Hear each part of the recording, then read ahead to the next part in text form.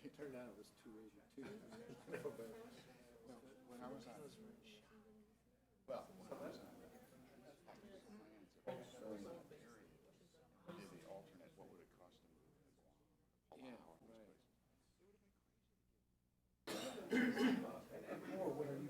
The last time I got involved, somebody had come back on these days. And he said, yeah, I can just see myself getting ready to cut the tree when they reopen.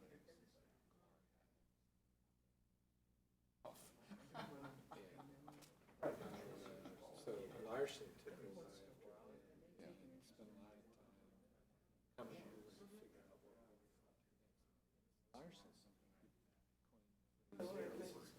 what Larson. We were all up at Baghdad. Larson and my immediate boss, sitting around the fireplace. What are we going to do, folks? That's why we're all here. Great speaking. Yeah, I just wanted to introduce myself. Yeah, thank you. All right, with the old horse. All right. Hey, Jim. All right, I'll get out of there. All right. Hey, listen, can you, afterwards, can you get up to see Westick? Yeah. Okay. If you sure. I got some social security that I have to mention about here. Thank you very much. So how should I call you Bernard? Pardon me? How should I call you Bernard? Bud. Well, but Yes, one of those American. Thank you.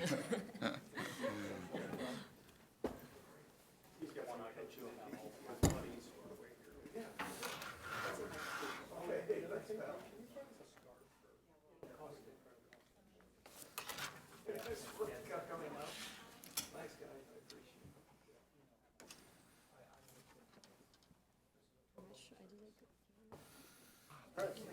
appreciate it. you're welcome to France, feel free to. Oh, yeah, they've been there, they're going back there, absolutely. For work, on vacation. For work. On vacation, yeah. Vacation. Yeah, that's You can even do work. I'm sorry? You can even do work. That's right, in fact, the working conditions are best there. Good morning. Welcome to the Heritage Foundation and our Douglas and Sarah Allison Auditorium. We, of course, welcome those who join us on our heritage.org website on all of these occasions. For those in-house, we do ask that last-minute courtesy check that our mobile devices have been silenced or turned off. And, of course, for those watching online, you're welcome to send comments or questions at any time, simply emailing speaker@heritage.org. We will, of course, post the program on the Heritage homepage following the presentations this morning for everyone's future reference. Leading our discussion is Walter Lohman, Director of our Asian Studies Center. Walter also serves as an adjunct professor at Georgetown University, where he leads graduate seminars on American foreign policy interests in Southeast Asia, as well as the role of Congress in Asia policy. Prior to joining us here, he served as Senior Vice President and Executive Director of the U.S. ASEAN Business Council. He also served as the Council's Senior Country Director, representing American interests in Indonesia and Singapore. He began his career on Capitol Hill as a member of Republican professional staff on the Senate Foreign Relations Committee and advised on trade, defense, and foreign policy issues. Please join me in welcoming Walter Lohman. Walter? Thank you. Thanks all for coming out today for this discussion. of the strategic and political security issues surrounding the South China Sea. It's always an interesting topic and a critically important one. Unfortunately, it's always timely for bad reasons, or at least the wrong reasons, because of several conflicts of interest and behavior that I'm sure you're all aware of. I think fundamentally the problem is that the region's two largest powers, the United States and China, have conflicting interests in the South China Sea.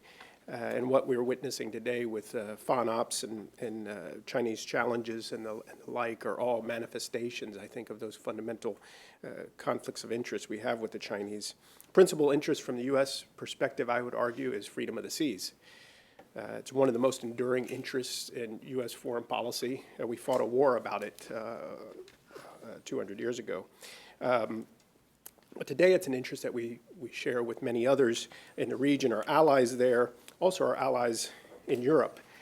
Japan, Australia, and others like France have been insistent on the advantages of the prevailing maritime order and the law-based order there. I think that's most reflected most recently in the statement that the G7 just released about that did touch on the South China Sea. I think there's several possible Chinese interests at stake. Issues of sovereignty seem to be paramount for them. I don't know how else you interpret the routine references to indisputable sovereignty over the islands in the South China Sea and their adjacent waters, except that for the Chinese, in large parts, it's a sovereignty issue. It may be principally a sovereignty issue for them. That may be the overriding concern for them. But there are also matters of access and broader operational strategic considerations that may be in play for them.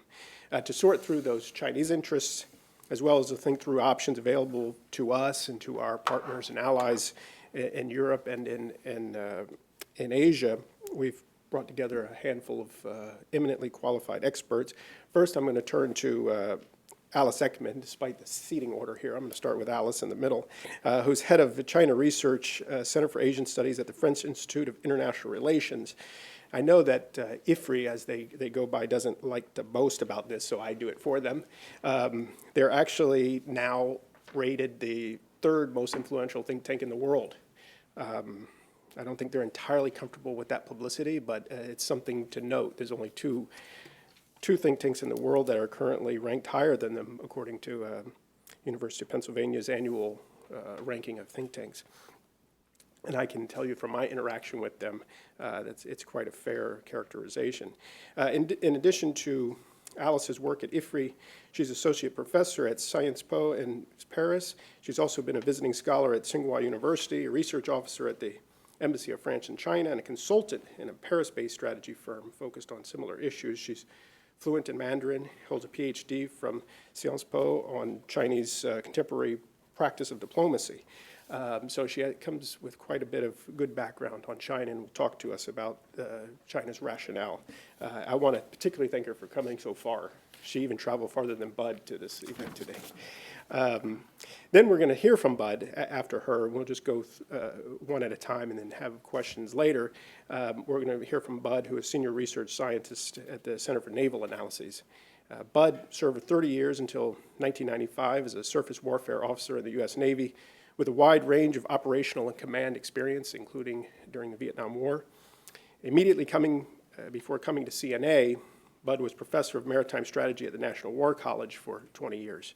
I think the last time he was on this stage, it was in that capacity. You had just released a book called The Great Wall at Sea, which was a great read and a much dog-eared copy for me that's on my shelf. Bud has written many articles and chapters and books beyond that. Most recently, China's Quest for Great Power, Ships, Oil, and Foreign Policy in China, a book that he's just put out that came out in the fall. Bud's PhD is in history and is from Auburn University. And then Ron O'Rourke is going to wind up for us. Ron is a specialist in naval affairs at the Congressional Research Service.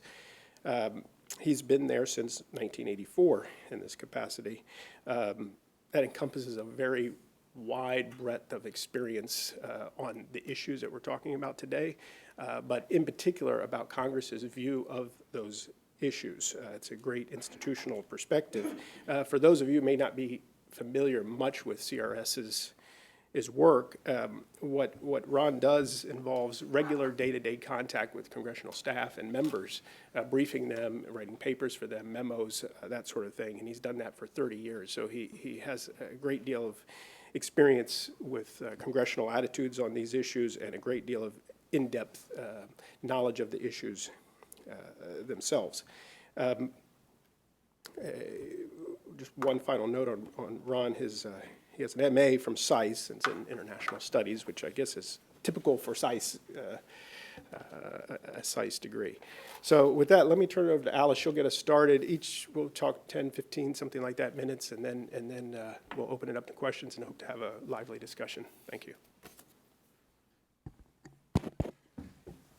Thank you very much, Walter, for the kind introduction and kindly reminding that IFRI is the third most influential think tank. Actually, it was not, the real achievement is not so much to be the third, but it's to be the third while keeping our 5+ weeks of vacation and our 2-hour lunch break. And I'm sure that if we reduce next year our lunch break by 15 minutes, we might become easily #1. And I say that modestly because French are known Don't get crazy now. French are known to be modest, as you know. Okay. More seriously, I will try the next 10 minutes to sum up what is China's current approach towards the Asia-Pacific region. Is to provide a background so that we can, later in the discussion, go into more detail on the South China Sea.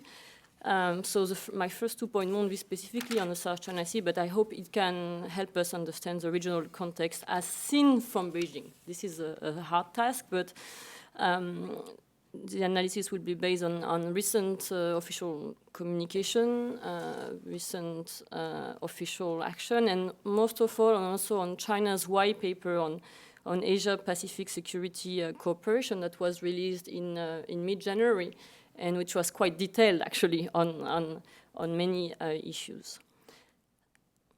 To sum up, I think China's current approach to the Asia-Pacific region can be summed up by the following 3 features. First of all, it's an approach that is willing to challenge the US-led alliance system in the region. Second, it's a hierarchical approach of the region. And third, it's a comprehensive approach of the region.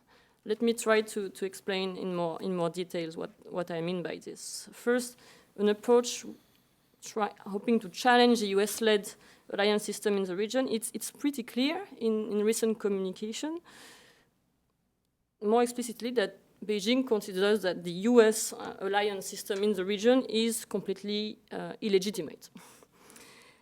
What is interesting is not just to acknowledge this, because this is not you, but it's to acknowledge that China is explicitly against any alliance system in the region. So China does not hope to replace the existing US alliance system in the long term by another one, but China wishes to challenge it and promote a new type of partnership between countries in the region. So I quote, for example, the white paper saying all countries should pursue partnership rather than alliances. So beyond China's communication on the organization of the region, clearly China is trying to question existing alliance system and existing partnership by leaving all its initiative open for any countries. So I'm thinking about the AIB, of course, the Asian Infrastructure Investment Bank.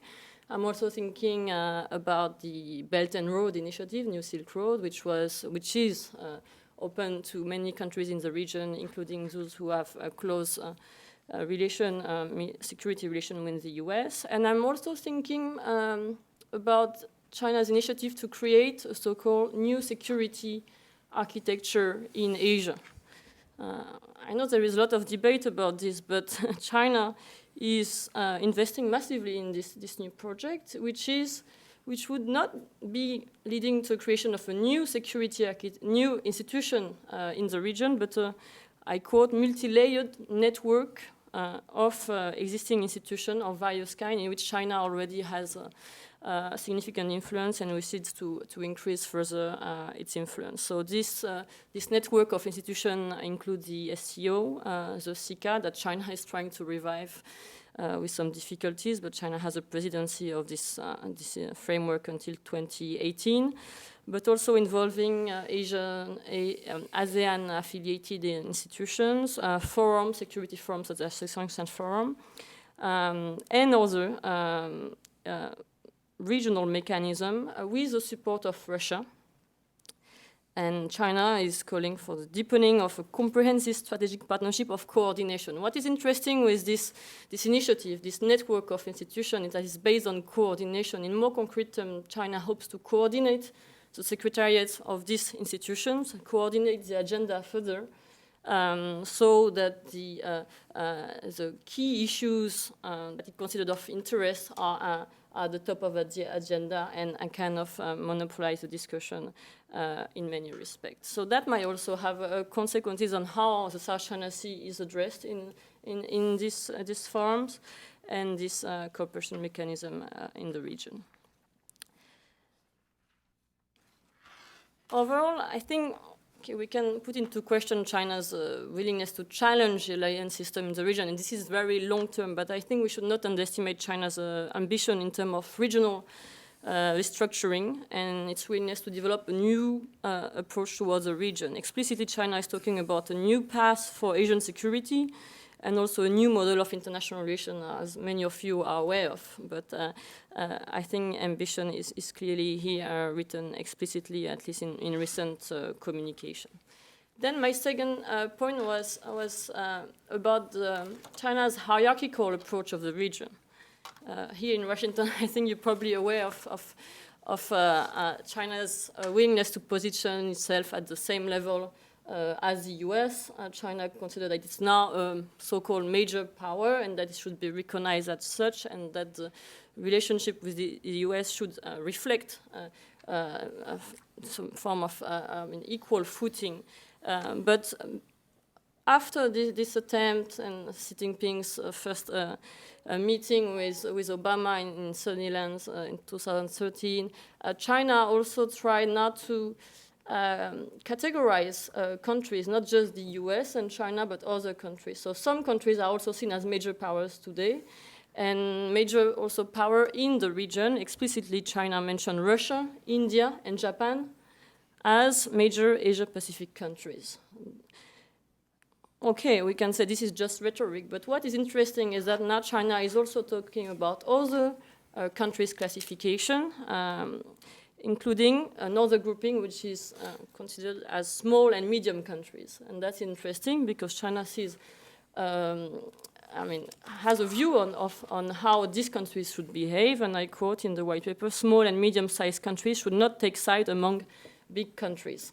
And that would be interesting to see how this translates in the South China Sea region. Overall, China's promotion of hierarchical diplomacy, as we could call it, is pretty obvious.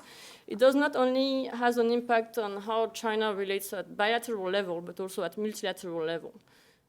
Because China considers that, yes, it's major country enough, it's big enough to interact bilaterally with some countries, the US, Russia, and others, but maybe it's not in its interest to interact at bilateral level with countries which are small or medium. And increasingly we see China's promotion of so-called group country diplomacy. That means country grouping that China creates, regional form that China is creating, and facilitate interaction at multilateral level. I'm thinking about the recent Lancang-Mekong cooperation mechanism. The first leaders meeting has taken place in 2016 and includes 6 Southeast Asian countries. It would be interesting to follow this initiative and see how much efficiency comes out of it. But we could also think about similar framework that China is promoting in Europe, on the European territory.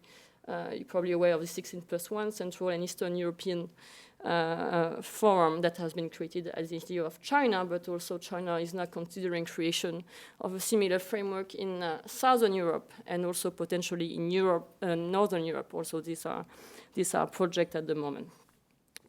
And the third point I wanted to underline to sum up China's approach of the region is the comprehensiveness, or the comprehensive approach of China's in the region. What do I mean by this is that clearly China is including in its regional strategy all core interests. Xi Jinping, stepping to power and clearly is trying to shape a clearer-cut, longer-term strategy in the region. And it seems that this strategy includes all flashpoints. And it's very difficult, I think, to draw a hierarchy among these flashpoints, or to try to understand how China ranks them in comparison with one another. At least from my perspective, it's not so obvious, but I would be happy to leave that for the debate and Q&A. But which one ranks higher? If you look at the recent China's white paper on this Asia-Pacific Security Cooperation, explicitly three issues are mentioned in this order. First, the nuclear issues on the Korean Peninsula. Second, the reconciliation process in Afghanistan. And third, a dispute over territorial sovereignty and maritime rights and interests in general terms. This, I guess, includes the South and the East China Sea. But overall, it's still difficult to draw a hierarchy of these issues. And now we're getting closer to the South China Sea debate, but I don't see any sign in recent communication or move that China is ready to make any compromise on any of the mentioned issues in the region. On the South China Sea more specifically, I think the PCA ruling was not a turning point. Construction and militarization of disputed territories are still taking place. I won't go into details because I guess this will be the topic of the rest of the discussion. But in broader perspective as well, and not just on South China Sea, but I think the relatively slowing down economic growth rate is not leading to a reassessment of China's foreign policy objectives so far. At least I don't see it. Probably because also China's strategic planning is very long-term, and maybe planners are considering that short-term hiccup should not be significant enough to lead to downgrading of this ambition. And also this is based on the fact that China's self-confidence has reinforced over the last 5 years due to many reasons that we can develop in the Q&A session. Also, I see no sign that China is ready to make any compromise or no significant change of approach in the region, given that we have been witnessing over the last, few months a consolidated policy of both economic sanction and reward in the region. Also, China is taking increasingly into account domestic politics and elections in the region, and trying to anticipate how this could affect government position on territorial dispute. We could refer to the case of the Philippines, but not only. Also, I don't see much change because in recent communication, including the white paper, the historical framing of issues remain prevalent. I quote, "The sovereign states directly involved should respect historical facts." So we are still very much back to historical tension, and also because China is emphasizing that countries directly involved only should be legitimate to take part in discussion and negotiation on territorial dispute. That this being said, that the US and Japan should not get involved, should not be involved in the South China Sea dispute. So overall, I think China's approach toward the South China Sea should be analyzed, taking into account the broader regional approach, because I think under Xi Jinping, that's clearly a broader perspective that has been implemented so far. But let me anticipate two remarks that you may have at this point. Say, well, okay, I see you analyzing China's white papers, the official communication, but isn't there a gap between what China declares, announces, and the reality on the ground, and what might actually be implemented?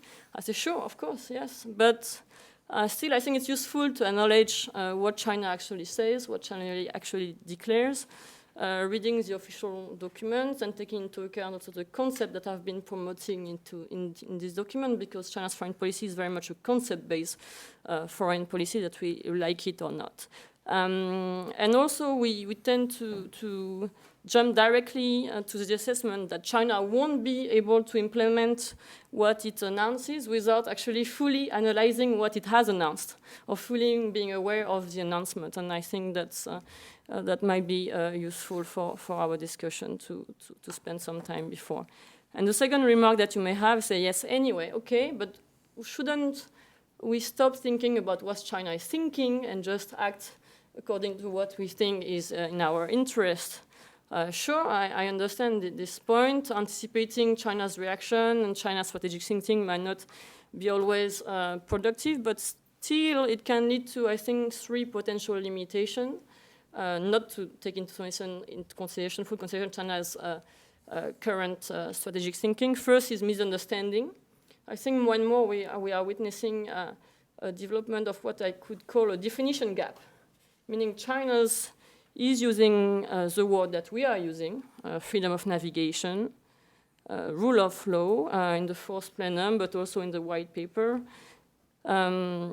equitable global governance, and more recently beyond the Asia-Pacific region, at Davos Forum, China's talk about multilateralism, economic globalization, but we mean quite different things. So I think at some point it would be interesting to acknowledge this definition gap and to clarify what we both mean, and if we agree on what it actually means or not. Otherwise, we will. This can lead us to more than a misunderstanding, to manipulation of one side or another using the same words, and leading to communication on completely different ground. The second potential limitation of not fully taking into consideration what China is thinking, I think, is counterproductivity, is an underassessment of China's reaction, and also under-assessment of the escalation of tension that can lead to some of the moves related to the Taiwan issue or even the Korean Peninsula. And the third potential limitation of this approach would be to underassess China's long-term ambition in the region, because we are thinking strategically with different relation to time. And I think that this different relation to time should be taken into account, or we should fully be aware of it when we analyze China's approach of the region, because we have not the same political calendar, and therefore it can explain some of the position or some of the move in the region. So I will stop here to leave enough time for fellow speakers. Thank you. Great, thank you, Alice. That was a terrific start. Bud? Well, thank you. I'd like to thank Heritage Foundation and Walter particularly for inviting me here today. I think Dr. Ekman's views are right on the mark. And I would like to back up something she said, which, although we talk about energy reserves in the South China Sea and fisheries, of which are both important, but I think the issue of nationalism and sovereignty for China is particularly important. I most recently interacted with senior Chinese civilian and military officials in Beijing about 9 months ago, and I noticed a remarkable consistency beginning about 2006 in the views I heard, again, from both civilian and military officials, and one of which is that they still mention the 100 years of humiliation, which makes sovereignty for China even perhaps more important than it is for other nations. And they also appear to me to be convinced that the United States is actively trying to contain and surround China. And this, of course, goes directly to the treaty alliance system that Dr. Ekman was mentioning. But let me try to take something of an operational point of view and to continue on the issue of definitions. If we just look at the recent ruling by the International Court, there are no islands in the South China Sea, which was a very startling conclusion, I think. And since it's too awkward to keep saying land features all the time, I'll say islands as we go through this morning. But the issue of definition also goes particularly to the 9-dash line. The first map I found at the South China Sea that showed some sort of U-shaped line was back in the 1735. The first official map, of course, was 1947, although we can also find maps 1909, 1914, 1935, 1936, and so forth. But no government in Beijing, be it be the Qing government, the Republican government, or the PRC, has ever really defined what they mean by the 9-dash line. In fact, or even given latitude and longitude coordinates for the different dashes, whether it's 10, 11, or 9 dashes. In fact, if you look at different maps issued by the current regime in Beijing, you can find those dashes in different geographic positions in the South China Sea. The most common phrase that Beijing issues is that all land features are all islands and adjacent waters, without defining adjacent waters. So I don't think we can overemphasize the importance of the need to better define what we're talking about. Now, geography is very important. The Center for Naval Analysis did a study in 1996 which assumed that the entire South China Sea was closed to merchant traffic, and all oil tankers from the Middle East going to Japan and Korea had to circumnavigate Australia. The resultant financial cost was less than $1 per barrel of oil. The real cost was in the 14 to 16-day time delay in a tanker getting from the oil fields to its destination. This is not to discredit the importance of the South China Sea, because of course it's extremely important for all sea trade, not just energy. But it does mean that we have to keep the importance of the South China Sea in proper perspective. And here we may have perception counting as much as reality. If Beijing and other nations in the region believe that the South China Sea is crucial to their continued economic well-being, which I think they do, then it may in fact be a case where perception is more important than reality. So the geography really counts. Also, of course, we have to look at the maritime forces. The U.S. Navy today is less than 1/2 the strength it was during the height of the Cold War. The Chinese maritime forces continue to grow, not just the People's Liberation Army Navy, but also their Coast Guard, which is already the world's largest, and also the maritime militia, which is far better organized than it was, say, 20 years ago when I was first briefed on it. There's still a lot of unsettled questions in Beijing's part about how to integrate the maritime militia and the Coast Guard. I'm personally convinced that in times of crisis, such as when the Chinese oil rig was placed in Vietnamese claimed waters in the South China Sea, that the PLAN was in fact in charge operationally. And I think this is eventually what we'll say. Well, Beijing will have some sort of coherent maritime strategy which will coordinate and employ all its various maritime forces. And this poses a problem not just for the United States, but for our friends and allies in East Asia. The Japanese Maritime Self-Defense Force is extremely professional, and on a one-on-one basis, I would say is the finest Asian naval force in East Asia, but their numbers do count, and the Chinese Navy and Maritime Militia and Coast Guard continue to grow. As far as Southeast Asian navies are concerned, probably the most competent is Vietnam's, which has now 8 Kilo-class submarines and Su-30 aircraft, both of which it's ironically gotten from Russia. But nonetheless, Vietnam, as some of us know from personal experience, is very politically conscious of who the biggest guy is in East Asia, both economically, culturally, and politically, and militarily, and that is China.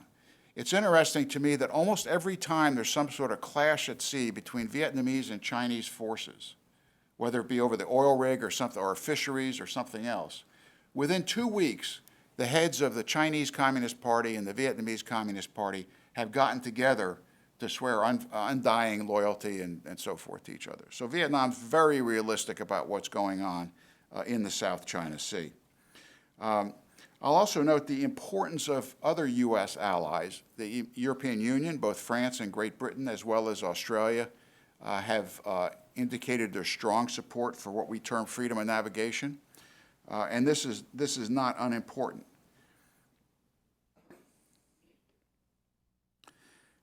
China's militarization, I think, still takes second place in Beijing to domestic issues. Ironically, these two are not apart because China's Communist Party relies on a continuing positive economic trend to maintain the loyalty of its people, and hence the importance of sea lines of communication to maintaining that Communist Party power in Beijing. But it is a domestic issues #1 in China. This is not to say they're going to give up on a question of Taiwan or East China Sea or South China Sea land features, but it does indicate a sense of priorities. Where the priorities tend to meld is in the area of sovereignty issues, as Dr. Ekman mentioned. Sovereignty continues to be very important to the Chinese Communist Party, again as an ingredient in maintaining their position in Beijing. Now, specifically as far as the South China Sea is concerned and China's expansion there, China already with the military facilities it's built in the Paracels, Spratlys, and Mischief Reef, have in fact, in military terms, pretty much established electronic warfare and radar coverage dominance in the South China Sea. If they were to build the military base on Scarborough Shoals, that would fill in that sort of northeast corner of the South China Sea and give them a pretty much a complete military picture of the sea. Now, it's not to say that that they would prevail in a military conflict should we be so unfortunate to see one develop. But in fact, they have built the military facilities necessary not to intimidate the United States, but certainly to intimidate the other nations of Southeast Asia. And I really think from a military point of view, this is what Beijing aims to do, which is eventually, assuming eventually that the United States is going to pull back from a continuous military presence in the South China Sea and perhaps in East Asia, at which point Chinese militarization will certainly be dominant in the region. Now, what about U.S. operations? I think here we have I mentioned earlier that the U.S. Navy today is less than 1/2 the size that it was during the height of the Cold War. Many proposals have been floated in this town about how come the U.S. Coast Guard doesn't go into the South China Sea to oppose the Chinese Coast Guard. Well, in fact, the U.S. Coast Guard is in even worse shape resource-wise than the Navy is. I was at a conference last year in which a former Coast Guard Vice Admiral, Chief of Operations, said that given the current strength of the Coast Guard, this is 2 years ago, it could afford once every 2 years to deploy one of its high-endurance cutters out of area. That is, to go to the Indian Ocean with a U.S. Navy carrier battle group or to do a fisheries patrol in the Southwest Pacific. And unless the resources are made available, none of the U.S. maritime forces are going to grow. The current administration has proposed a 550-ship or so Navy. However, the Vice Chief of Naval Operations, Admiral Bill Moran, in open testimony a few weeks ago, pointed out, as have the vice chiefs of the other services, that before we start expanding the military, we've got to make up the readiness deficit that currently exists. Resources have to be made available, and so far they've not been. So it's a matter of U.S. priorities and resources. As far as U.S. commitments are concerned, when China signed the United Nations Convention on the Law of the Sea and then ratified it, it issued 5 declarations. And it's living up to those declarations, which contradicted, frankly, and surprisingly to me as a non-lawyer, contradicted some of the provisions in the United Nations Convention. The U.S., of course, has not signed the convention, which puts us at a little bit of a diplomatic disadvantage when we speak to Chinese interlocutors. The bottom line for the Chinese interpretation of the UNCLOS is that it wants to reinterpret navigation law. It wants to reinterpret maritime law. What we call freedom of navigation, Chinese agree with fully in terms of merchant ship traffic, not in terms of naval vessels. And I think this is a crucial definitional problem here. But let me conclude with a couple of points. First, I think that Chinese modern militarization is going to continue, as my colleague has said. I think the economy, even if the Chinese economy slows to 2% annual GDP growth, it's a hell of a big economy, and that's still going to be plenty to fund continued naval modernization in China, especially if, as current trends indicate, the Navy in the People's Liberation Army gains increased weight against its Army and Air Force colleagues over there. So I don't think we can expect any significant slowdown in what we might call Chinese militarization, certainly in the maritime arena.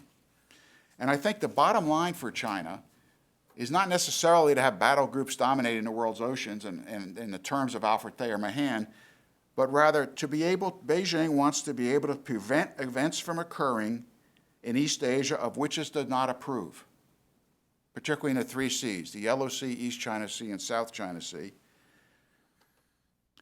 And tied to that, I believe that Beijing thinks that these 3 seas are areas of vital national security interest to China. I'm not sure the United States has the same view of those 3 seas. despite our treaties with Japan, the Philippines, Korea, and of course special relationships with Thailand and Taiwan and others in the area. Thank you. That's great. Thank you. Thank you. Ron, please.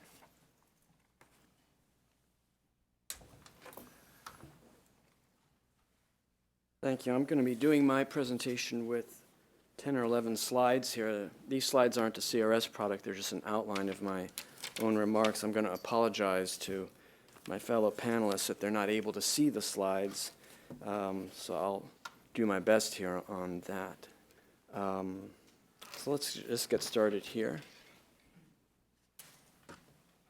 A lot of discussions about the South China Sea drop immediately to the bottom of what's on that page, to steps and actions, while bypassing discussions of strategy and what is it we are trying to accomplish in the first place. Present company accepted, of course, but it's been my observation over the years in a lot of discussions about the South China Sea that, like the 8-year-olds who play soccer by all gravitating toward the ball, a lot of discussions about what to do in the South China Sea immediately jump to specific actions without considering the question first of strategy and what it is we're trying to accomplish. And as a result, discussions on this issue tend to go around in circles, and they've been doing that for a number of years now. So what are the potential goals that the United States might have? One of those would be to defend the principle of peaceful resolution of disputes. A second is the defense of the principle of freedom of the seas. The third would be to fulfill our regional treaty and other security commitments that we have to that area. The fourth would be to maintain or perhaps evolve the regional security architecture. A fifth would be to maintain a favorable regional balance of power, and a sixth would be to prevent the emergence of a regional hegemon. That's not an exhaustive list of our potential goals in the region, but it's several of those that might be considered. They are not mutually exclusive. They overlap one another in terms of what would be involved. The first two that I mentioned are key principles of the post-war U.S.-led international order. The first three that I mentioned are important not only for the East Asia, Asia-Pacific region, but they're important globally as well. Now, you could pursue some of these goals or all of them or other ones that I haven't listed, depending on what U.S. strategy or goals you adopt for China, for the East Asia or Asia-Pacific region, and for the U.S. role in the world and grand strategy. But as I pointed out on the previous slide, all those other things are currently unclear right now. So we don't really have a firm basis for jumping to the bottom of that slide and talking about actions. Without clarity and consensus on goals, identifying next steps and assessing results is more problematic. Now let's compare that situation to China. China's approach is one where there are a lot of specific elements that are often called out that I've listed right here, and some of which the other speakers have already mentioned. But beyond that, if you just take a step back and talk a little bit more generally about China's approach, and here I'm going to echo a little bit of what Dr. Ekman mentioned, and also what Bud mentioned, which is you can forget very easily the most general point that China has identified the South China Sea as a very important goal of some kind for themselves. And that is going to affect the scale of resources that China devotes to the issue and China's willingness to withstand reputational or other costs that people might want to impose on China. Now, there are debates from time to time about whether China has identified the South China Sea as a core interest and whether they said that or not, and that is a legitimate question to investigate, but sometimes if you focus on that too much, you can lose track of the more general point that whether or not they've actually used that term, it does seem clear that they have identified it as an important goal of some kind. It is a priority for them that affects their resources and their willingness to withstand costs being imposed on them. It also seems apparent that they have clarity in their own minds about what their own central goals are for the South China Sea, that they have adopted a whole of government approach, whether you want to define that in the way that is done in U.S. parlance with that DIME acronym, or whether you want to talk about China's 3 warfares that you sometimes see people write about. However you characterize it, it does seem to be a whole-of-government approach, and it's an approach that is persistent and proactive, as opposed to being sporadic or intermittent or reactive.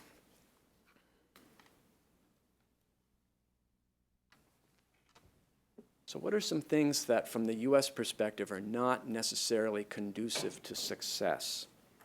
And I would say it's the following, and there's enough of them that I had to put them on 2 slides. The first is not understanding the importance that China has placed on achieving its goals for the South China Sea and its willingness to expend resources and withstand costs. The second is not fully understanding the U.S. stakes in this region, and that those stakes are not just regional in nature, but global as well. A third thing that is not conducive to success is a lack of clarity and consensus on our own goals and strategy for the region. A fourth is, which is a follow-on to that, is confusion over the relationship between actions and goals. And people get all caught up in talking about what FONOPS can or cannot accomplish in that area, and a lot of the time that reflects a confusion about what goals might be in your mind. Until you know what you're trying to accomplish, you can't straighten out which specific actions might support which policy goals that you might want to have the United States pursue. Another problem is that press coverage of this part of the world is not as continuous and voluminous as it is in the U.S. media world, as it is for events in Europe and the Middle East. And that can encourage a sporadic or intermittent rather than persistent U.S. attention to the South China Sea. And the last on this page is that the amount of security assistance funding that the United States devotes to countries in that region is tiny. It's about 1% compared to what countries in certain other regions of the world receive. I mean, it's 2 orders of magnitude less. Instead of millions or tens of millions in other parts of the world, these forms of security assistance reach into the billions of dollars per year. Here's the second page of things not conducive to success. The first is confusion over language and law, and there's at least 3 aspects of that. The first is not understand, this is what Bud talked about, not understanding what China means when it talks about freedom of navigation. So when they say they support freedom of navigation, that does not mean they are supporting what most U.S. speakers have in their mind when they talk about freedom of navigation. Second area of confusion regarding the law has to do with not understanding the legal aspects, which are admittedly intricate regarding freedom of navigation operations and maritime entitlements. And the third is not understanding the differences between our view of some of these legal issues and the Japanese perspective. There's a little bit of daylight between us and the Japanese on certain points. Which leads into the next point, which is daylight between us and our allies and partners in the region. That's another source of something that's not conducive to success. And I just mentioned the point with the Japanese, but of course there is now daylight between our approach toward the region and the Philippine approach under President Duterte. There are some potentially complicating factors, one of which Bud mentioned, which is our non-party status under UNCLOS. That's not to advocate for or against the United States becoming a party to the treaty. It does happen to make certain things more complicated. Another is the record of what happened in 1986 with the Nicaragua versus United States court case before the ICJ. And in the wake of the PCA ruling that there are no land features in the Spratlys that are entitled to entitlements, not even that large one that is occupied by Taiwan, it can call into question certain aspects of the declared U.S. EEZ in the Pacific. And the last one on this second page is the one that Bud already mentioned, which is totally not understanding the limitations on U.S. Coast Guard assets in trying to suggest that somehow the Coast Guard has ships that they can send to that region. So let's finish up now with some options for the United States. Next steps. One would be that there are some things to understand and internalize. In other words, don't just say you're understanding them, but actually take it in and make it real in terms of thinking through these issues. And one is to understand and internalize just how important China has made this region. A second is to understand that China has a strategy, as Dr. Ekman mentioned, a comprehensive and long-term strategy, not just a collection of tactical steps for dealing with this region. The third is to understand what the stakes for the United States are, and that those stakes aren't just regional, but in some respects global. The fourth is to understand that the post-Cold War era, or the so-called unipolar moment, which was an era in which you could have high confidence in the United States of being able to accomplish goals just by announcing certain actions without embedding those actions in a larger coherent strategy, that era is over. A fourth is to understand that in identifying U.S. goals and strategy for the South China Sea, for the first time in 70 years, one cannot tacitly assume as a part of your framework for thinking that through a continuation of the post-war U.S. role in the world and grand strategy, because for the first time in 70 years, that's up in the air. Another thing to understand and internalize is how important, how potential actions can support some goals but not others. You need to get straight on what you're trying to accomplish and its relationship to certain specific actions. A lot of the discussions can get confused over that. And then finally, understand the potential consequences of pursuing your policies in a sporadic, intermittent, and reactive way.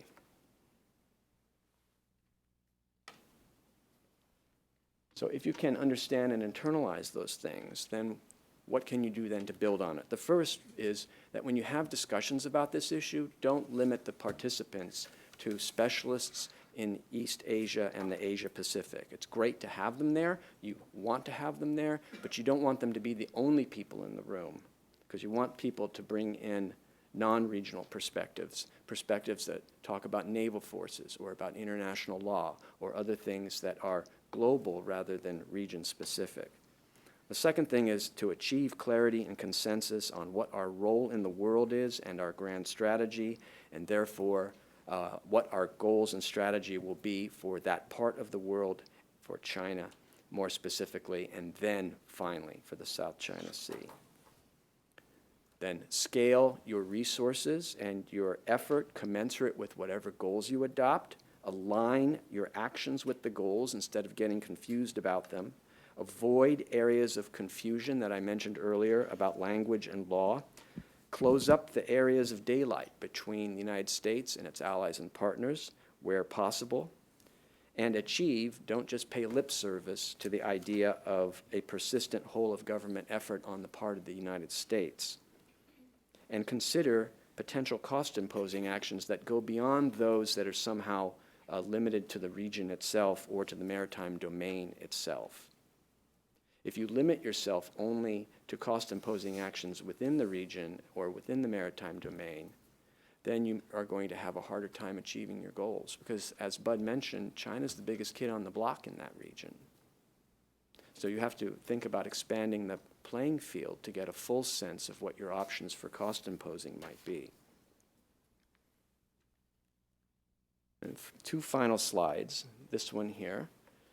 Having done that, you can then, I think, talk about specific actions, whether it's any of the ones that I've listed right here.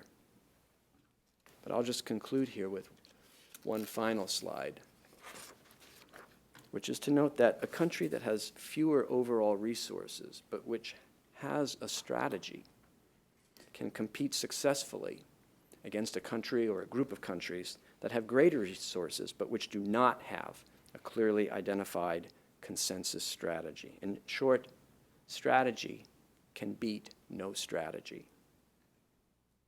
And for me, all this raises a question about whether the past 20 years or so of the post-Cold War era, that unipolar moment, have permitted the United States to become rusty in thinking about strategy. And if so, if you agree with that, whether a discussion of the South China Sea situation might qualify as a case in point. So I hope I've left you with a sense of don't race to the bottom. Don't be like the 8-year-old kids playing soccer that all go to the ball on the field. Back up a little bit and think about what it is you're trying to achieve and get clear on your goals and strategy before racing to discussion of specific actions. Thank you. Thank you. Thank you, Ron. That was great.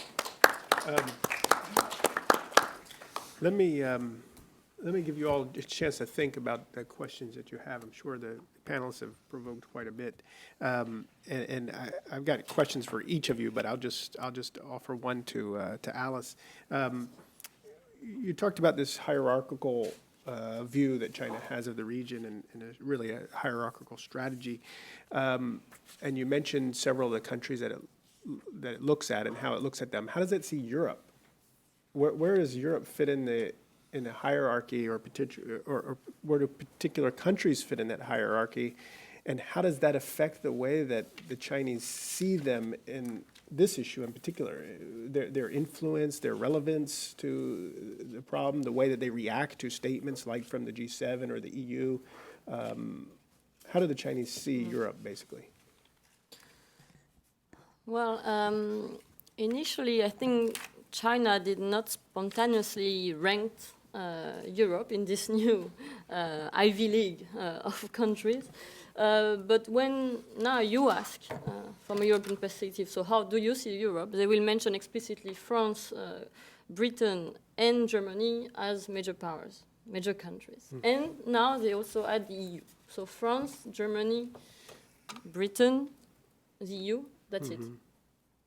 That's clearly it. So that's interesting that the list is officially, stated quite, that way, shortly. And it's also interesting, and I mentioned earlier, how China also wished to promote regional cooperation mechanism in Europe without necessarily letting Brussels know or without necessarily engaging with the EU in the development of this regional framework. So I think, at the same time, how China is categorizing this European country is different from the way it classifies countries in the region. And I think also when China is saying that France, especially in front of France, France is a major country, it also emphasizes so-called multipolar world. France has traditionally developed, and there is a reference here to General de Gaulle, an independent foreign policy that is not fully aligned with the approach of the US, etc., etc.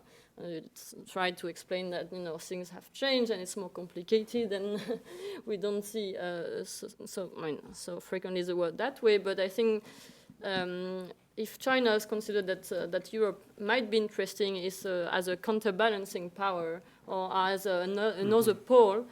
Western pole, which might not be fully aligned with the US. I know that may sound a bit simplistic, but how I think what emerged from discussion with Chinese institutions and researchers. Now, how China is reacting to sometime European statement on the region. I would take one example. When Defense Minister Le Drian made a speech at the last Shangri-La dialogue in Singapore. So he, the minister, called for, proposed that France would be leading EU patrol in the South China Sea. There was very, very strong reaction from Chinese diplomats and researchers in France about this declaration. I say, well, France is not a stakeholder in the region, and Europe does not have much to say about what's going on in the South China Sea. So I think if France, Germany, and Britain are seen as major powers, that does not mean that they are seen as major Asia-Pacific countries. Although France has territories in the region, has a military presence, and France is selling arms in the region, etc. But China does not consider that any of these countries have actually a say in the region. That's good. That's good. Thank you. it's just a minor point, but I think Letrian talked about the European cooperation, not necessarily EU cooperation. So it's not a European EU flag flying on the ships, but sort of a coalition of the willing. That may be a better way to describe it, I think. So, thank you. That was great. Let me open it up to questions. Yeah, Joe. Thank you. Joe Bosco, formerly with the Defense Department. Question for Mr. O'Rourke. I liked the way you laid out the scenarios, or rather the hierarchy of considerations. But let's stipulate that freedom of the seas and rule of law and peaceful settlement of disputes are all part of the national strategy and the national goals, which I think they are. And I think it's just taken as a given. We don't even discuss those things because that's part of the international order that we live in. So let's jump to the specifics that you think we shouldn't do right away, and that is the FONOPs, Freedom of Navigation Operations. The Obama administration conducted at least 3 over the last year or so, all of which involved innocent passage. You know as well as anyone that innocent passage, in effect, is a concession to the territorial claim of the coastal power, of the coastal landowner. So when we have conducted those operations by conceding China's territorial claims, don't you think that the freedom of navigation operations were in fact counterproductive? It would have been better had we done nothing and left the question open than to have said, we're going through your waters and we're turning off our radar and so forth in innocent passage. So in that sense, we have a clear vision of the overall strategic situation and the freedom of navigation goal, but the specific means we're using to implement it is actually counterproductive. Is that consistent with the way you would analyze the situation? I guess what I would say, and I've included a discussion of this in my CRS report on the maritime territorial issues, is that you need to pay attention to the legal justifications that you use for your operations, because that has consequences for what it is you may or may not be accomplishing with your FONOPs. And in my discussion of that in my CRS report, what I go to is the 3-step sort of cascade of issues that James Kraska has outlined in his writings on the issue. And what he argues is that if there is a dispute over the sovereignty of a feature, if it's up in the air, then no one is obligated to grant or live by any territorial sea because it's terris nullius. That is the broadest and most robust legal justification that you, in theory, could attach to a freedom of navigation operation. The second most robust theory is to bypass that, but then to say that the land feature in question does not generate a 12-mile sea, let alone a 200-mile EEZ. And the third justification is to assert that you're doing something consistent with innocent passage. And if you use the third rationale, you do open up a possibility for people to say or to wonder or to speculate whether you are giving up on the previous 2 rationales. And that's the discussion that I have in my report on that, for at least people to be aware of these 3 cascading legal justifications so that we understand what we are doing or not doing with these FONOPs. Yeah. Would you recognize then that the operations that we did conduct that were under innocent passage, in effect, conceded China's territorial claims to those waters? Good question, and this gets to the intricacies of what the justifications were and what those land features are, and I have to sort that out, to tell you the truth. So I don't want to go beyond what I've just said. But I do want to emphasize the general idea that you need to be aware of the intricacies of the legalities here and how they intersect with our legal justifications. I think I think you're basically on the same page. I mean, you have to decide what you're trying to prove before you go out and prove it. And I think getting to your point, if the problem has really not been innocent passage. So in my opinion, why did we go out and prove the concept of innocent passage. That's not really the problem. That's not why we're having these disputes with the Chinese in the South China Sea. It has to do with more with operations in EEZs and other sorts of things. So, if we had decided beforehand that that's the problem, that the Chinese don't recognize our rights within their EEZs to do survey work and certain other sort of intelligence operations, we should do that in order to prove that we can do it, right? Proving innocent passage doesn't do anything to prove that point. So I think that's maybe part of what you're getting at, but I think also fits with what Joe says. What Ron was saying. I wanted to ask you, as long as you have the microphone, Ron, what about Kraska's idea for lawful countermeasures? Have you seen this idea?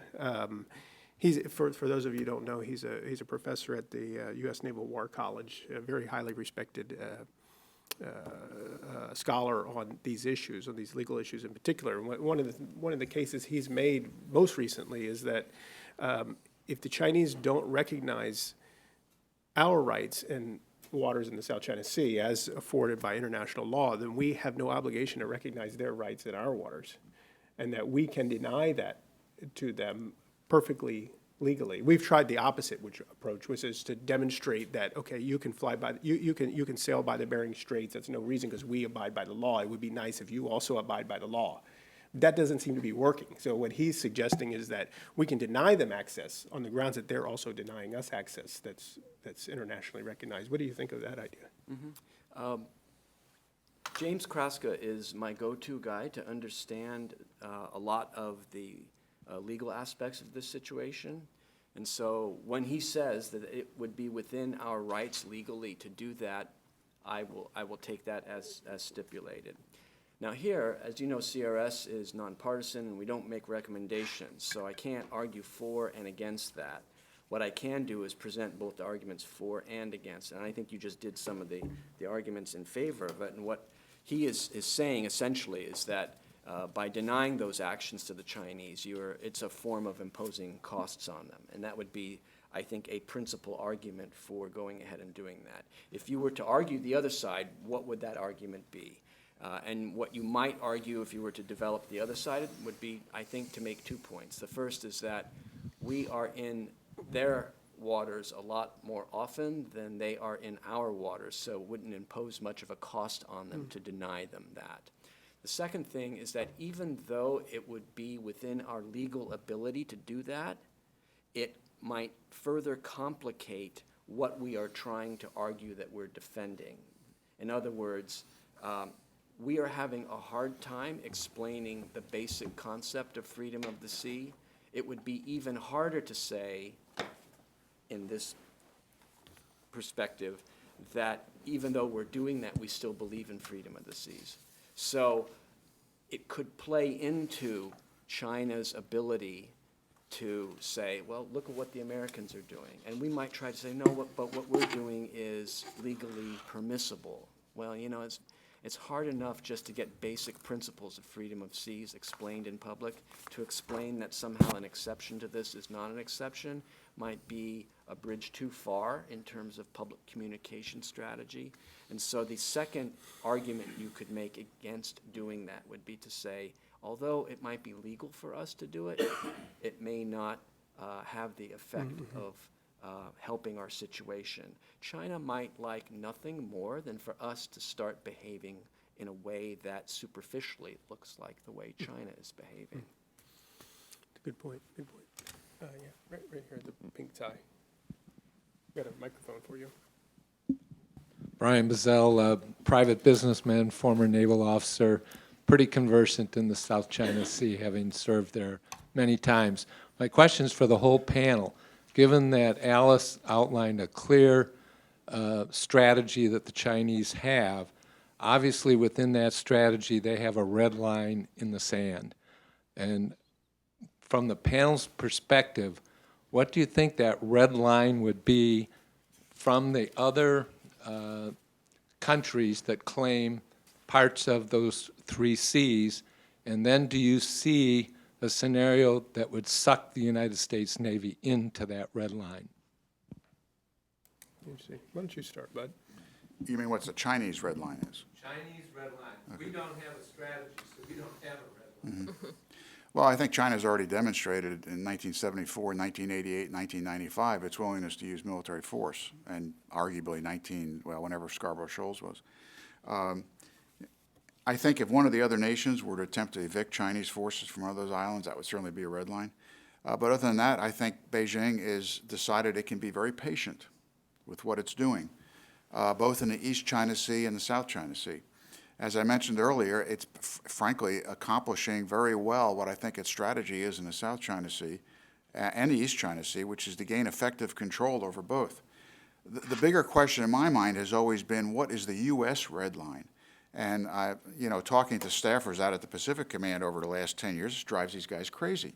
Because at what point does the President of the United States, of any party, decide, okay, enough is enough, we're going to use military force against China in the South China Sea?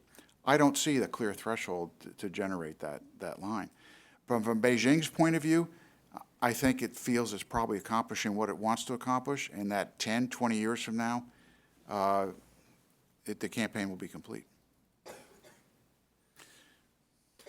Yeah, well, I would fully agree with what Bud says, that I have the impression that China could be quite patient in many respects, depending how you define what is a red line. If you consider the red line is a line, is a trigger, as there will be a trigger from which China would be ready to use military force in offensive way. I think China is conscious that it has many other tools at its disposal. And I think when some countries already crossed a red line in China's perspective, for instance, the Philippines was going into court regarding to the territorial dispute, I think China used economic sanction or other tools that are at its disposal. But I think from Chinese perspective, really there is an understanding. Time is used very differently, and I think both economic sanction and rewards, but also a very closely monitoring of domestic politics are considered as very efficient tools at disposal in relation with the China Sea, actually, but not only, even on other regional issues. I think China is first of all focusing on the domestic situation, and there is a clear belief in China that economic leverage is powerful, and you can conduct both. You can be tough on territorial dispute, and at the same time you can be generous in terms of investment, and at some point this investment will convert into political influence. Let me just, excuse me, Ron, let me just add one thing. The one red line, and it probably applies more to Taiwan than either the East or South China Sea, is if the Chinese Communist Party felt that its hold on power was somehow threatened, it would use military force in instances I don't think we would consider likely. But again, I think that would apply more to Taiwan than anywhere else. Just to build on everything the other two panelists have said, and again, it gets to the issue of how you define a red line, but China has clearly shown sensitivity to operations by U.S. Ships and aircraft that are outside the 12-mile territorial sea that China has off its mainland coast, but inside the 200-mile EEZ that China unequivocally has as a function of its mainland coast. There's a proven history, as you know, of China's sensitivity to those operations, and especially ocean surveillance operations in those waters by U.S. Navy ships that has led to incidents at sea and in the air between U.S.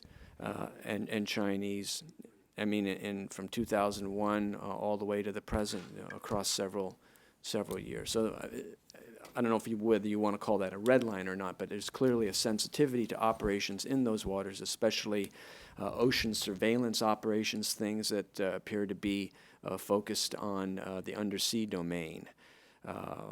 So I would add that. And you also asked about what about the red lines for other countries in the region. And I think Vietnam has shown sensitivity that led to the clashes between China and Vietnam over the oil exploration rig, I guess 3 years ago. And up in the north, very particularly, Japan is sensitive to any challenge of its control over the Senkakus. And beyond that, I'll reiterate the point that I made earlier, which is that Japan is sensitive to ship operations in the contiguous zone, which is the 12 to 24 mile zone that's just beyond the first 12-mile territorial zone. That is not really a strong feature of the U.S. perspective on international law of the sea as it relates to freedom of the seas, but it is one that Japan emphasizes. And it's one of the differences in shading of meaning and emphasis between us and the Japanese. Also, Japan's view of what qualifies as an innocent passage is different than ours.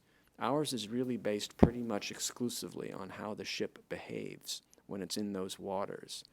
But for Japan, there's an additional criterion, which is that even if the ship is behaving itself, it's not innocent passage if that ship belongs to a country that has a claim on that area that challenges Japan's own claim.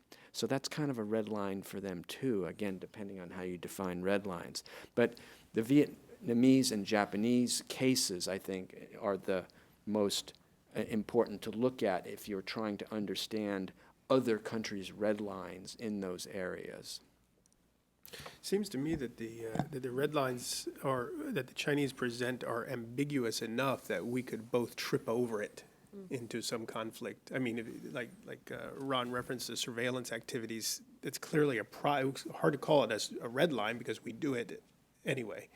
But they could react to it as they have by challenging U.S. aircraft and other sorts of things, and we could stumble into a conflict that way. That seems to me actually the most likely way that we would actually come to blows with the Chinese.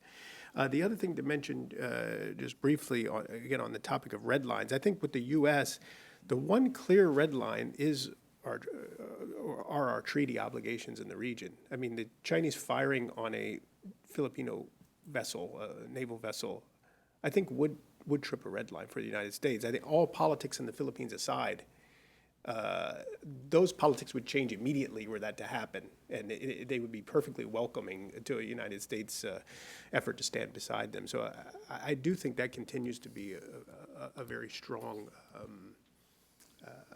we'll call it a red line for the United States. And again, it may not be a red line, but to reiterate something you said earlier, the principle of freedom of the seas, as we understand it, is something that we have our own history of going to war over, going back 200 years.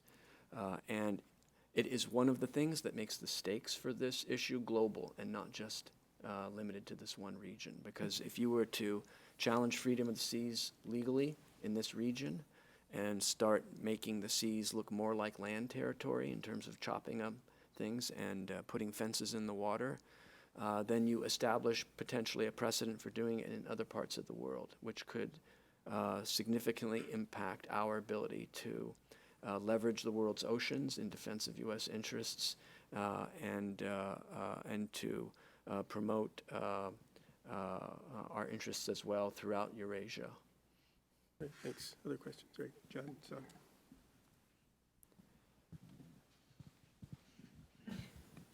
John Zhang with CTI TV of Taiwan. Two questions. One, President Trump spoke of South China Sea quite often after winning the election and assuming office. But since his summit and phone call with President Xi, has he backed off from the issue? What do you think he's going to do about the South China Sea issue? Will he challenge China in the South China Sea, or will he probably be less confrontational than even President Obama? Second question, is there a place for Taiwan, is there a role for Taiwan to play in the peaceful resolution of the issue? Taiwan has been beefing up defenses on the Taiping Island. How would the United States see this? Thank you. That's a difficult question. I don't know who wants to take the one about Trump. I'll try. Okay. Well, I certainly don't have an answer to the new administration because there's still so many appointees yet to take office. It's really hard to say. the tendency seems to be, since President Trump met with President Xi Jinping, is that he is prioritizing U.S. interest in East Asia, North Korea, economic relationship with China, and the other areas of concern, and I don't see the South China Sea as number one on that list. As far as Taiwan's role is concerned, I frankly have been very disappointed in Taiwan's position over the last decade, which has been simply, for the most part, to agree with Beijing, that all the land features inside the 9-dash line is Chinese. I don't see much help there. Alice, you want to comment on Taiwan? You Yeah, know well, quite a on bit about Taiwan. just to follow what Bud said, I mean, it's a legacy of history in any case. So for Taiwan, it's very difficult to fully differentiate itself from China's reference to dash line, how many you count, 7, 9, whatever. I mean, the maps as documents are the same references used by both. And at the same time, you know that Taiwan was very disappointed by the CPA award because of Tapping Island, as you just mentioned. So I think if I remember well, my intro was this South China Sea Peace Initiative, and Taiwan is to some extent on the same line, more or less, even if the framing and the packaging is not the same. But whatever the party in power in Taiwan, I just think it's a casse-tête, we would say in French. It's extremely difficult to have a clear-cut diverging position from Beijing, given the historical legacy, and it's even more difficult following the CPA award. So, but anything they can do, the Taiwanese can do to help, you think? I think, well, I would argue for a soft approach would mean stating more clearly or just raising Taiwan's position in existing regional framework, in existing institution cooperation mechanism, but just very hard for Taiwan given the limited international space it has at its disposal. And I think this space will reduce, in particular in the context in which China is more active in promoting regional institution and cooperation mechanism. So more and more China now is promoting just discussion about how regional cooperation could work better. China is promoting security forum in the region. I don't see any Taiwanese academic invited. I'm not even talking about official, of course. Mm-hmm. Walter, just very quickly, to build on what Bud was saying a few minutes ago, Taiwan's position on a lot of these issues is a lot closer to China's position than it is to the U.S. or Western perspective. But in terms of things that China could do, Taiwan could do to help, Taiwan maintains the 9-dash line in general much the same way that the mainland Chinese government does. It's a map that predates the establishment of the People's Republic. It is a nationalist concept. It's not specific to the current mainland government. But that does not prevent Taiwan from considering clarifying what the 9-dash line means and setting an example of clarity about the meaning of that 9-dash line. So if the question is, what can Taiwan do to help, that's one possibility.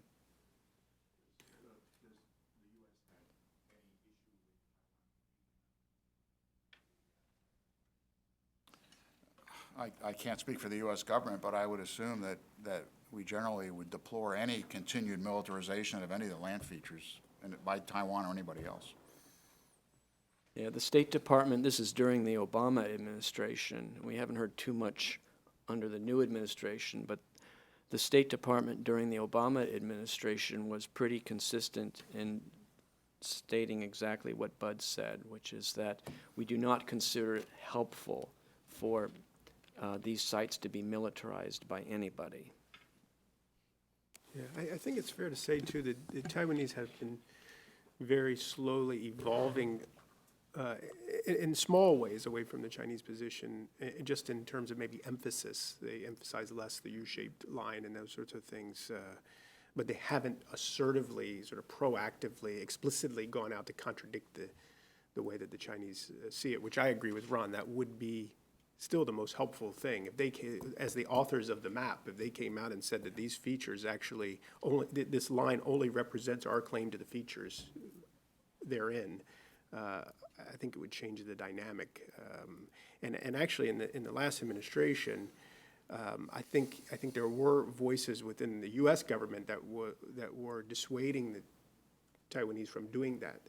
because they thought it might create too much tension and like. Not that the Taiwanese were very eager to do it in the first place, but they were dissuading them from doing that. So maybe a change on the U.S. side, and actually there's been a change on the Taiwanese side too, that might create new space there to do something more helpful. Yeah, right here in the middle. Thank you. I'm Jean Nguyen with Voice of Vietnamese Americans. The Vietnamese foreign ministers here, meeting with Rex Tillerson, and hopefully we'll have the meeting between President Trump and the President of Vietnam soon. What do you think Vietnam should do, and what do you think the U.S. could do to improve the situation in the South China Sea with the actions of Vietnam and the relationship between the U.S. and Vietnam, the best scenario and the worst scenario? Thank you. Great, thanks. Who wants to take that? Well, I think the worst scenario would be active warfare between Vietnam and China. I think Vietnam is too wise to let that happen, however. I think, as I indicated earlier, Hanoi is being very cautious, not hesitating to stand up for its claims in the South China Sea, but very conscious of the fact that China is there and always will be. Anyone else on Vietnam? I guess Ron focuses on what the U.S. can do. That's his job. Yeah. Okay.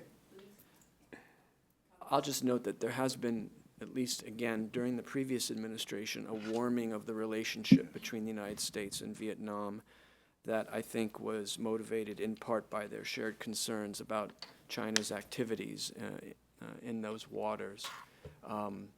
In terms of where that goes from here, well, we have to wait and see, because the new administration's policies are as yet unsettled at the broad level, let alone the specific level. So I don't really have a framework for telling you what can, let alone what should be done, because to me that only makes sense if you have a larger policy or a larger set of goals that you've settled on. And currently, as my first slide pointed out, that's unclear all the way to the top right now of even grand strategy, let alone strategy for a region or country. Until you get that, I think, settled one way or the other, it becomes harder to then talk about more specific actions. But at least during the Obama administration, there was a warming of the relationship and a loosening of the restrictions on what kinds of military equipment we could sell to Vietnam. So in the recent past, that was the trend. Where that goes from here, we'll have to wait and see. I think too, as Bud hinted at here, is that the Vietnamese are not made up on this. They don't have their own minds made up. It depends on their constituency, what part of the government they come from. Just because your average man in the street doesn't like the Chinese very much and gets worked up about this idea, and because the foreign ministry may be very concerned about it, doesn't mean that that carries the day in Vietnam. So they're very powerful groups, constituencies, institutions in Vietnam who have a stake in Vietnam-China relations. And until they make up their minds, I don't think that the U.S. is going to be able to support them as much as maybe it could. Other questions? Right here in front. Not to be diversionary, but a question. My sense is in the foreseeable future, China has horrendous demographic issues. Does all of this fall into some context of get while the getting's good? That's interesting, yeah. That's a great question, but I don't think so. I mean, they've done away with the one-child policy, officially at least, although I understand the reaction of the Chinese population is not as overwhelming as we might have first assumed. But there's still about 1.4 billion Chinese, and I don't see any real immediate effect in what you're suggesting. It's almost sort of a tail wagging. No, I understand that, but I still don't think that's going to have any effect on it. Just to build on what Bud was saying, there are people who argue that China's economic growth rate is going to tip over as the size of their labor force actually begins to contract, that China is in a race to get rich before it gets old, that they may not be winning that race, and that the demographic profile of the country is all a part of that. There are some people who argue that that will create a period of maximum danger between now and the next 10 or 20 years as China perceives a window of opportunity for itself and its own position relative to the other countries, and that as its own growth rate tails off and others begin to take more steps, that it'll close their window of opportunity. That all leads to a theory that some people have advanced, that there is a danger period over the next 10 or 20 years. Other people, as Bud mentioned, don't agree with that, but that is a current topic of discussion, I think, among some of the specialists about whether these trends will affect China's behavior if Chinese leaders believe that the period of the next 10 or 20 years represents the period of maximum advantage that they have in terms of their own resources and rate of growth relative to that of other countries that they are working with. Countering that, though, is another assumption some China watchers in the U.S. have made, is that because they've just started this reorganization of the PLA, that there's now going to be a 5 to 10 year window when China will be less aggressive while they reorganize the PLA. I'm not sure there's any validity to that argument either. Alice, did But you it have? is forwarded. No, just in a comparative perspective, Japan is facing stronger demographic challenges than China, I think. And I mean, both of the speakers mentioned China's demographic reform. China's also full awareness of the challenges that are ahead. And overall, I think we should also, if we try to see the impact on foreign policy planning, if there is any, China is also fully confident. I think self-confidence also can counterbalance the perception of domestic challenges that are currently existent. Yeah, I think getting to Bud's point too, I think you do have to consider the scale, don't you? I mean, with 1.4 billion people, you could probably still come up with enough men to build and man ships, right? I mean, and still at levels that can overwhelm all your neighbors, and depending on what we do in the next 10, 20 years, potentially the U.S. Navy. So I don't know. Just my own instinct is to look at the numbers and see that they're so big that even demographic slowdown is, we're talking about decades to have any, 100 years to have any impact on the armed forces. This also relates in terms of scale versus rates of change to the issue of their defense spending. As people watch the rate of growth in defense spending statistic, and whether it's 7% or it used to be double digits, and whether it might be something else in the future, when you focus on that enough, you can lose track of the absolute scale of their defense spending. They could actually have, in real terms, after they take out their own inflation, 0% real growth in defense spending, but their budget is already large enough where it is today to fuel a certain amount of modernization on an ongoing basis. So even if the rate of growth of their defense spending in real terms, in inflation-adjusted terms, were to fall to 0, that's still enough to do what we see them doing today, which includes a certain amount of steady modernization of their Navy and their other branches of their military every year. Good point. Okay, I think we got maybe one more question. Yes, Ray. Otto Kreischer with Sea Power Magazine. We've talked a lot about freedom of navigation, but the South China Sea is suspected to have substantial oil and natural gas resources. And China has talked in the past that it's willing to discuss territorial issues with individual nations rather than UN or global things. Is there any likelihood that they could at some point try to negotiate deals with Taiwan, not so much Taiwan, but the Philippines, Japan, and the others, to cooperatively explore the oil and natural gas resources in the region? Well, actually, Taiwan and China have been jointly operating in oil fields just southwest of the Taiwan Strait for many years. Also, in 2004, China and the Philippines made an agreement to exchange information about energy exploration efforts in the South China Sea. And in 2005, Vietnam joined to form a tripartite organization.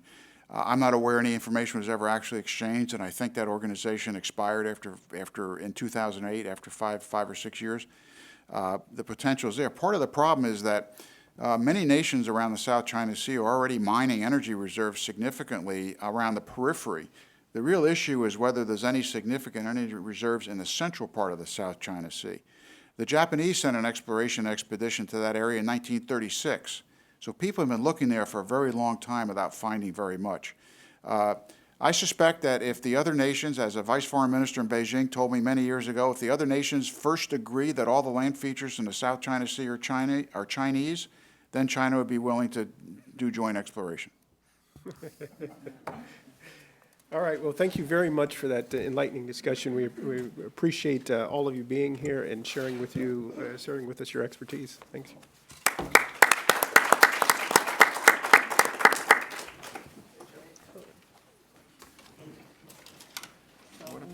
You have to choose your food.